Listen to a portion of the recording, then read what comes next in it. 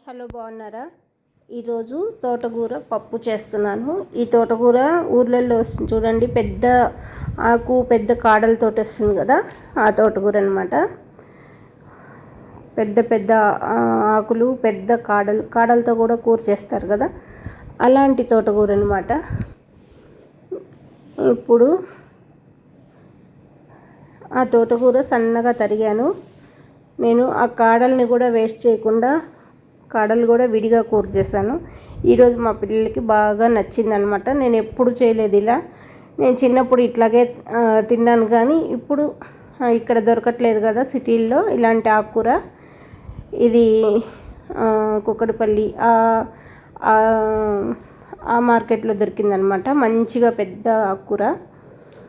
ఇది యాక్చువల్గా చిన్నప్పుడు మా ఇంట్లో చెట్లు ఉండేవి, అదే తోటకూర పెద్దగా బాగా పెరిగేవన్నమాట. మా నాన్నగారు ఏంటంటే ఆకులన్నీ కోసేసేవాళ్ళం, అది చెట్టు బాగా గ్లో అవుతూ ఉండేది.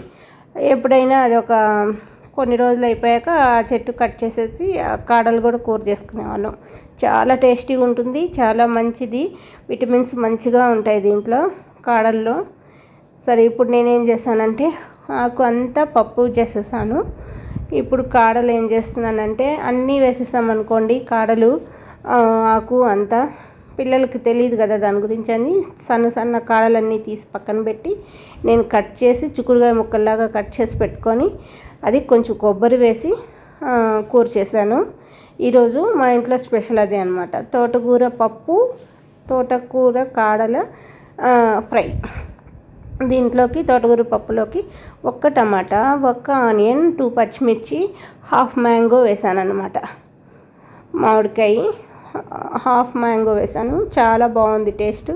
నేను ఎప్పుడు తోటకూర పప్పు చేసినా ఎక్కువ ఈ సీజన్లో మనకు మామిడికాయలు దొరుకుతాయి కాబట్టి ఒక మామిడికాయ ముక్క పెద్దది వేసేస్తాను. అది ఆ పులుపు అంటే చింతపండు వేయకుండా మనం మామిడికాయతోటి పులుపుతోటి చేసుకుంటే చాలా టేస్టీగా ఉంటుంది. మా ఇంట్లో ఇది రైస్లోకి, మధ్యాహ్నం లంచ్లోకి తిన్నారు, నైట్ చపాతీలోకి తినేసాం. చాలా టేస్టీగా ఉండింది. యాక్చువల్గా తోటకూర తినడానికి కొంచెం ఒక చిన్న స్మెల్ అనేది వస్తుంటుంది, ఆకు స్మెల్. దాన్ని ఎంత మంచిగా చేసినా కూడా అందుకని ఇష్టపడరు అనమాట చాలామంది. అందుకని ఇట్లా మనం మంచిగా చేసుకుంటే, వెరైటీస్ చేస్తే ఆ టేస్ట్ అనేది బాగుంటుంది. నేను చింతపండుకు బదులుగా మామిడికాయ వేసి, చూసారా ఎంత పెద్ద మామిడికాయ కదా, ఒక సైడు ఒక చెంప అంటారనమాట, ఒక సైడు మొత్తం ముక్క చేసేసి అది సన్న ముక్కలు కట్ చేసేసి, ఇప్పుడు దీనికి మనం పీల్ చేయలేదు ఎందుకంటే డైరెక్ట్ వేసేసాం. ఒక పెద్ద ఉల్లిపాయ, ఒక టమాటా. నేనేం చేశానంటే కుక్కర్లోనే ఆకు తరిగేసుకున్నాను కాబట్టి విడిగా కందిపప్పు కడిగి దాంట్లో వేస్తున్నాను. ఒక చిన్న కప్పుడు కందిపప్పు, నెక్స్ట్ ఈ పచ్చిమిర్చి, ఉల్లిపాయ, టమాటా అన్నీ వేసేసి ఒక 4-5 పచ్చిమిర్చి వేసాను. చాలా టేస్టీగా ఉంటుంది.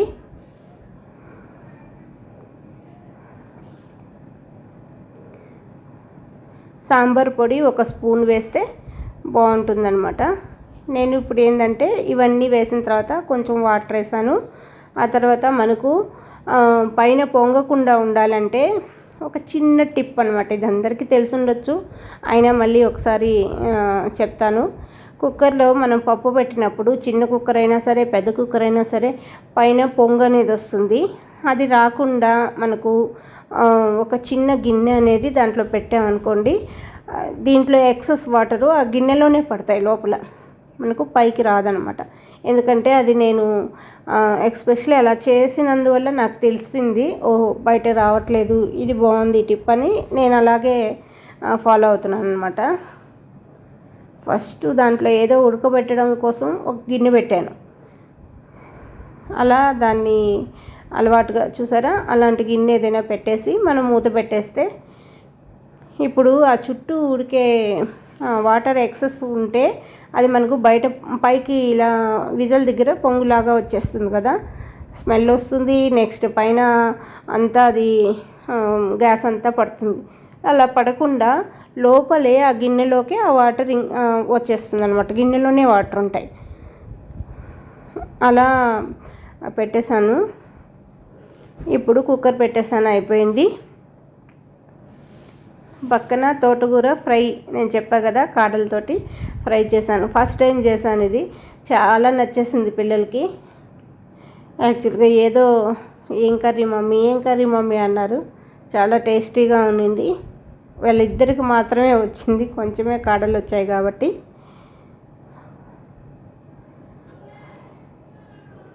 కానీ అంత దూరం మార్కెట్కి వెళ్ళి తెచ్చుకోవాలంటే కష్టం మాకు. అక్కడికి వెళ్తే అన్ని రకాల ఆకుకూరలు చాలా బాగా అన్నీ బాగా దొరుకుతాయి. ఆ రోజు గోంగూరను తోటకూర తీసుకొచ్చారు, ఏదో పని మీద అటు సైడ్ వెళ్తే అక్కడ ఆకుకూరలు స్పెషల్ బాగా ఉన్నాయి అని చెప్పి ఆ 2 కూరలు తెచ్చారనమాట. చూసారా, అవి మనకు చిన్న చిన్న ముక్కలు, చుక్కుడుగాయ ముక్కల్లాగా ఎట్లా కట్ చేశానో అంతే ఉన్నాయన్నమాట. చిన్నప్పుడు ఇంట్లో అమ్మ వాళ్ళ ఇంట్లో ఇలాగే చేస్తుంది మా మమ్మీ. కాడలతో ఒకరోజు కూర అంటే ఎక్కువ మా ఇంట్లోనే చాలా ఉండేవి. పొట్లకాయ ఉండేది, గుమ్మడికాయ ఉండేది, సొరకాయ ఉండేది. ఇవన్నీ మా పెరట్లో, అంటే మా సందులో అంటాము, అక్కడ పండేవి. అవన్నీ ఏ రోజు ఎప్పుడైనా మార్కెట్కి వెళ్తే తప్ప, సిటీకి వెళ్తే తప్ప వాళ్ళు వెరైటీ కూరలు ఉండవు అనమాట. క్యారెట్, బీట్రూట్ అవన్నీ బయట నుంచి తెచ్చేవి. ఇవన్నీ ఇంట్లో ఉండేవి. ఫ్రెంచ్ బీన్స్ అని వస్తాయి చూడండి, తెల్లగా పొడుగ్గా, కారాముళ్ళు అంటారు తెలుగులో. అవి కూడా మా ఇంట్లో కాచేవన్నమాట చిన్నప్పుడు. దొండకాయ, బెండకాయ, వంకాయ అన్నీ, ఇంకా అన్నీ ఉండేవి. అంటే ఆ స్థలంలో అన్నీ వేసేవాళ్ళు, మాకు ఇంటికి సరిపడా వచ్చేవి. ఇంకా మా చుట్టుపక్కల వాళ్ళకు కూడా అప్పుడప్పుడు ఇచ్చేసి వచ్చేవాళ్ళం. ఆనందం అనమాట మన చెట్లో కాయలు ఎత్తుకెళ్ళి అందరికీ ఇవ్వడం అంటే. అప్పుడు కొబ్బరికాయలు అవన్నీ బోల్డ్ ఉండేవన్నమాట ఇంట్లో. చూసారా, విజల్ చూసారా, మనకు పైకి పొంగకుండా ఎంత నీట్గా వచ్చిందో. ఎందుకంటే గిన్నె పెట్టినందువల్ల. లేకపోతే నాకు పెద్ద కుక్కర్ అయినా సరే, చిన్న కుక్కర్ అయినా సరే, ఎప్పుడు అలా పొంగి గ్యాస్ కడుక్కోవాల్సి వచ్చేది.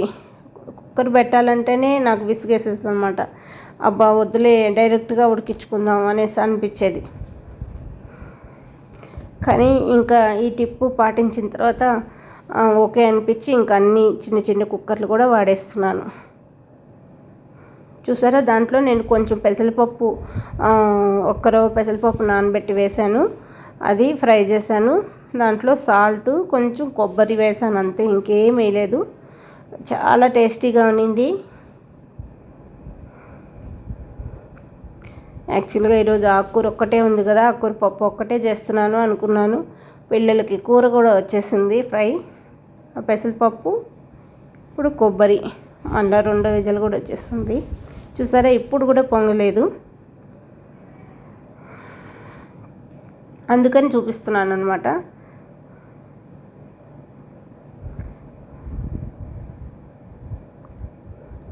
ఇప్పుడు బాగా ఉడికిపోయింది. ఈ పప్పు కూడా ఉడికినట్టు, ఫ్రై అయినట్టు ఉంటుంది, చాలా టేస్టీగా ఉంటుంది. అప్పుడు ఇది మాకు చిన్నప్పుడు తెలీదు, అంత విసుగు అనిపించేది. ఎందుకంటే మన పెరట్లో పండినవే మనకు కొంచెం ఎక్కువ అనిపిస్తాయి కదా, వెగటుగా రోజు అవే తింటున్నామా అన్నట్టు అనిపిస్తాయి చూసి చూసి. ఇప్పుడు బయట కొనుక్కొస్తే వాటి వాల్యూ తెలుస్తుంది అనమాట.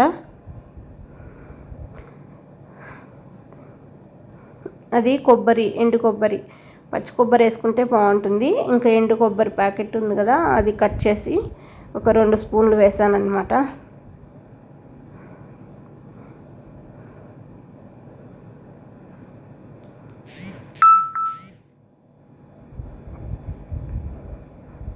ఎంతైనా కొబ్బరి వేసుకుంటే చాలా టేస్టీగా ఉంటుంది, హెల్త్కి మంచిది, చాలా బాగుంటుంది. కాబట్టి ఆల్మోస్ట్ మా ఇంట్లో ఎప్పుడు కొబ్బరి వేసే ఉంటాయి కూరలు. ఇలా పచ్చి కొబ్బరి లేకపోతే ఇలా ఎండు కొబ్బరి యూస్ చేస్తాను, కొంచెం అన్న టేస్ట్గా ఉంటుంది కదా అనేసి. చూసారా, ఎంతో అందంగా రెడీ అయిపోయింది. గ్రీను, ఎల్లో, వైట్ అన్ని కలర్స్. తోటకూర కాడల ఫ్రై రెడీ అయిపోయింది. కప్పులోకి తీసేసాను. కొంచెం పెసరపప్పు వేసాను. చూసారా ఎంత చిన్న కప్పులో వచ్చిందో.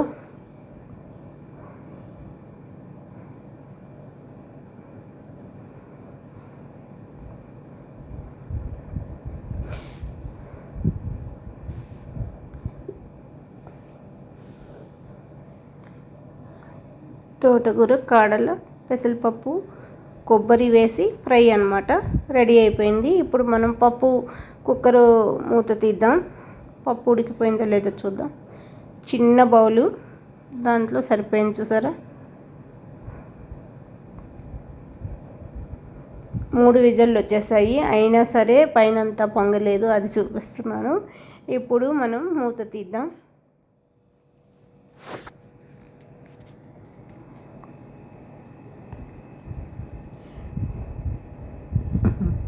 కుక్కర్ మూత అది అంతా ఇది అవ్వలేదని చూపిస్తున్నాను. అక్కడ చూసారా వాటరు కొంచెమే దాంట్లోకి వచ్చాయి, అంటే పైన పొంగలేదు కదా, వాటర్ దాంట్లోకి వచ్చేస్తాయి అన్నమాట. అది ఉన్నందువల్ల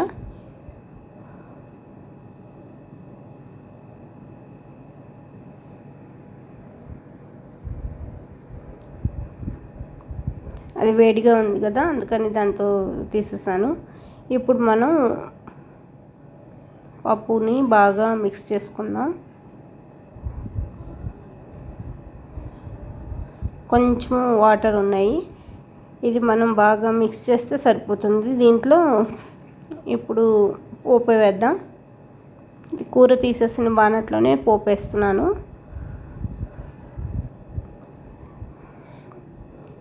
ఇంకా యాజ్ యూజువల్ ఎప్పుడు లాగానే ఏముంది, పప్పులోకి తిరుగుమాత అంటే ఆయిల్ వేసాను. ఇది మనం మంచిగా స్మాష్ చేసేద్దాం.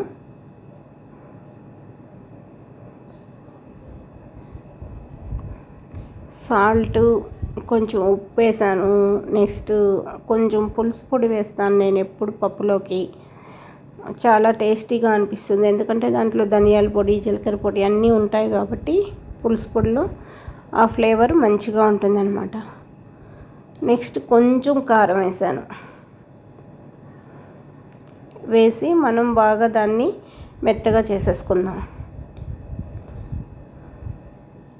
ఇది ఓన్లీ కలర్ కోసం కొంచెం కారం వేసాను అంతే.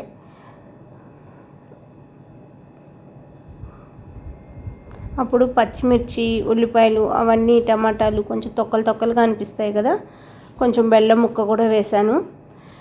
అవన్నీ మనం ఇలా మెత్తగా చేస్తే తొక్కలు లేకుండా నీట్గా ఒకే విధంగా ఉండిపోతుంది పప్పు. అందుకని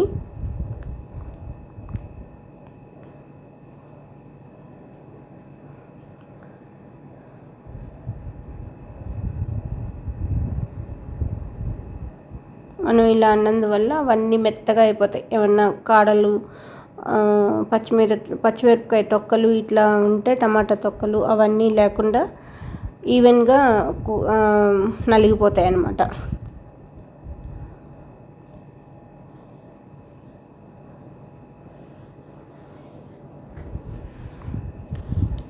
ఎప్పుడు నేను ఇట్లానే చేస్తాను, ఎందుకంటే ఏ ఆకుకూర పప్పు చేసినా ఇట్లాగే చేస్తాను.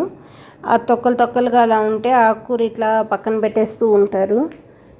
అది మనం ఆకు తినడానికి అని చెప్పడానికి కూడా పిల్లలకి ఏంటంటే మధ్యలో వచ్చిందంటే పక్కన పెట్టేస్తారు అనమాట. అందుకని ఇలా చేసామనుకోండి, ఆకు నలిగిపోయి టేస్ట్గా కూడా ఉంటుంది.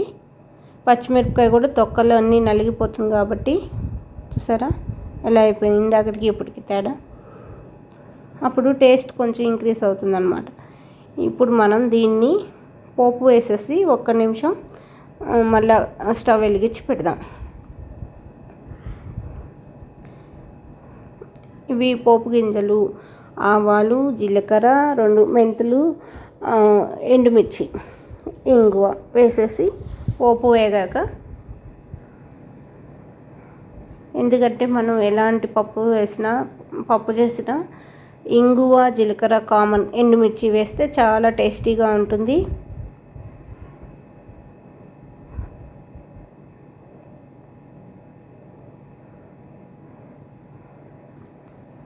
ఎందుకంటే దాంట్లో ఇంగువ అంతా అక్కడ ఉంటుంది కాబట్టి అలా అనేస్తే మనకు మంచిగా, ఎవరైనా ఇలాగే చేస్తారనుకోండి, ఎక్స్పీరియన్స్ పీపుల్.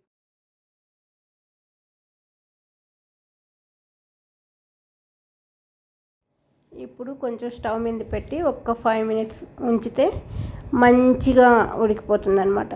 ఎందుకంటే పోపు వేసిన తర్వాత మనం ఒక 2-3 నిమిషాలు గ్యాస్ మీద ఉంచేస్తే స్టవ్ వెలిగించి ఆ పోపు అంతా పప్పుకి, సాంబార్ అయితే సాంబార్కి అలా పట్టేస్తే మంచిగా ఉంటుంది.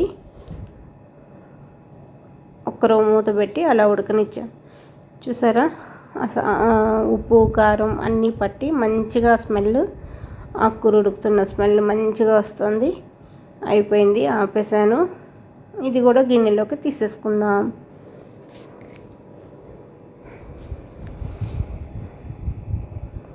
తోటకూర పప్పు రెడీ అయిపోయింది.